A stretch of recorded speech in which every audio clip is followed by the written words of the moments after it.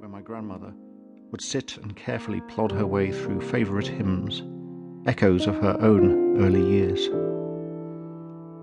The bedroom under the eaves with the twin beds, which I would share with my sister, Jill. This little tune, struggling bravely to make itself heard beneath the layers of hiss, always takes me back there, no matter how often I hear it. But that's not the only association it has for me nowadays. It also brought about, in a way, the end of my marriage. It happened 4 years ago, summer 2008.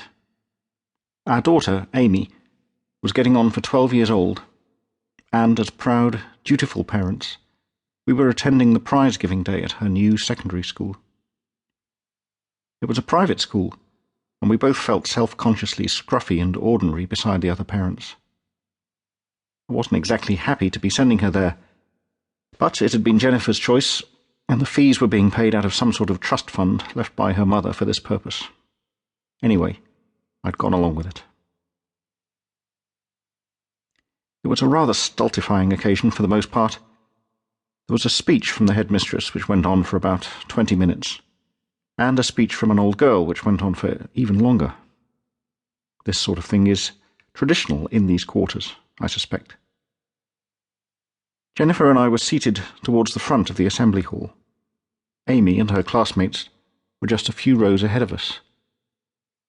When the speeches were over, at last, they were called up onto the stage, and they had to sing a song for the parents.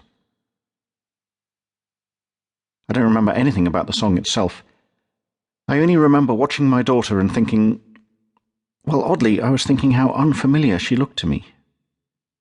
Of course, I'd seen her in this uniform many times over the last year, so it can't have been the uniform that did it, or the fact that her hair was tied back more neatly than she wore it around the house. I think the shock came from being made to realize that she had another life now, a life outside the small one we'd built for her at home, that it was populated by new friends, new people, and she felt comfortable there. There was nothing threatening about this new version of my daughter, nothing disturbing except for precisely that it was new. I suppose in my head I'd been trying to preserve another version of her, younger, more dependent, more in thrall to me. The realization that this was no longer possible came to me very suddenly during that song and hit me hard.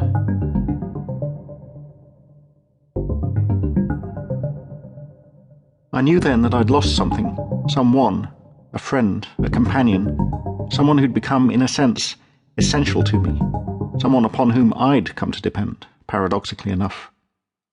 And the fact that this loss was inevitable did not make it any the less painful. The song ended, and then all the girls and all the parents stood up and began to sing "I Vow to Thee, My Country." The tune comes from Jupiter, the Bringer of Jollity by Holst, which seems peculiar because it's always struck me as one of the saddest melodies ever written.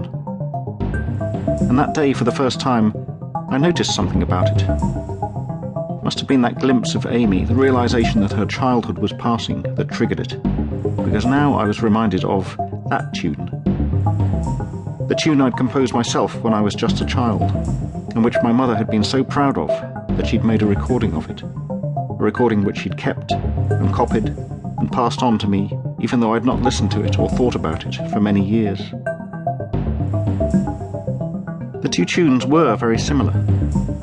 They began with the same phrase, the same 4 notes, and neither of them deviated far from the pentatonic scale. It struck me at once as more than a coincidence. The end of Amy's childhood, commemorated by a melody so closely related to another one, another melody born out of my own childish attempts at composition.